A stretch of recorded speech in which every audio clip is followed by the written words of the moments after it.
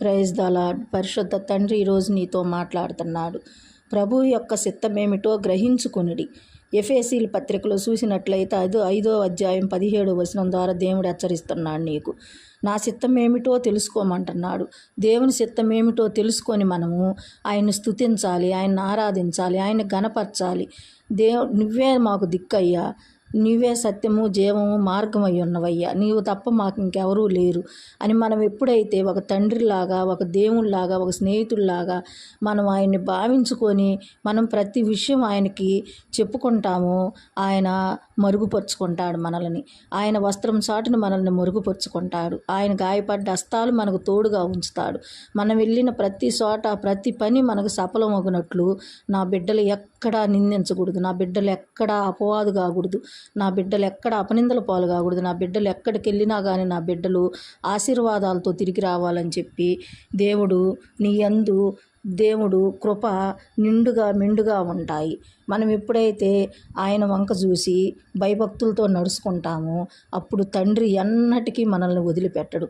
మనుషులైనా వదిలిపెడతారేమో కానీ దేవుణ్ణి నమ్ముకున్న వాళ్ళు ఎప్పటికీ చెడిపోయిన వారు లేరు.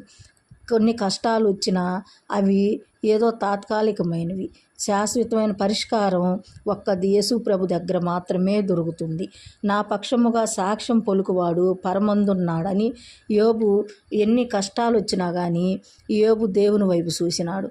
అన్నీ పోగొట్టుకున్నప్పుడు కూడా బిడ్డలని, గొర్రెలని, ఆస్తులని పోగొట్టుకున్నప్పటికైనా దేవుడు ఆయన పక్షాన సాక్షిగా నిలబడ్డాడు. తర్వాత అంతకంత ఎన్ని రెట్లు దేవుడు అంతకంత 100 రెట్లు ఆయనకి దేవుడు ఇవ్వటం జరిగింది.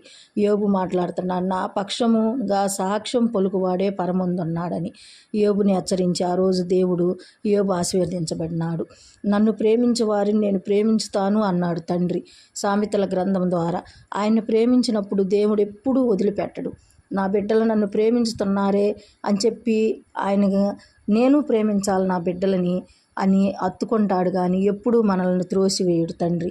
ఏ రోజు మనల్ని త్రోసివేసి మీరు అలా ఇలా అని చెప్పి దేవుడు పక్షపాతి కాదు, మనుషుల్లాగా పక్షపాతి కాదు. ఆయన మాట్లాడే దేవుడు ఆయన చెవిటివాడో మోగవాడో కాదు. మనం చేసే ప్రార్థన ఆలకించడానికి ఆయన హస్తాలు కురుసు కాలేదు. ఆయన మన కోసం ప్రతిదినం చేతులు సాపుతూ ఉంటాడనమాట. నీ హృదయం వాంఛలను మొత్తాన్ని తీరుస్తాడు ఆయన.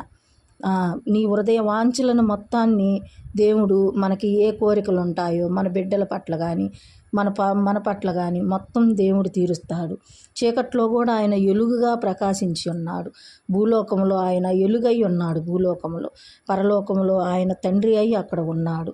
ప్రభు సన్నిధిని మన హృదయమును కుమ్మరించుతూ ఉంటాడు ఆయన. ఎప్పుడు మన హృదయంలో మనము ఆయన్ని భద్రపరుచుకుంటాము, ఆయన నీతి మార్గమును కనిపెట్టుకొని ఉంటాము. మనము దేవుడు దావీదుని ఏ విధంగా ఆశీర్వదించినాడు. ఆ పరిశుద్ధ గ్రంథంలో ఎంతోమంది స్త్రీలు కూడా శిలాశాసనంగా అయిపోయిన వాళ్ళు, గుర్తింపదగిన వాళ్ళుగా చాలామంది స్త్రీలు పరిశుద్ధ గ్రంథంలో మనం చూసినట్లయితే దేవుడి వైపు చూసిన స్త్రీలు శిలాశాసనంగా ఉండిపోవటం, వాళ్ళ పేరు బైబిల్లో ప్రతిష్ఠించబడింది. నీవు ఈరోజు ఆ విధంగా ఉన్నావా? ఆ విధంగా దేవుని వైపు చూస్తున్నావా? దేవుని బిడ్డగా అంగీకరించుతున్నావా? ఒక్కసారి ఆలోచించుకో. ఎవరి మీదైనా మనము నేరం మోపకూడదు.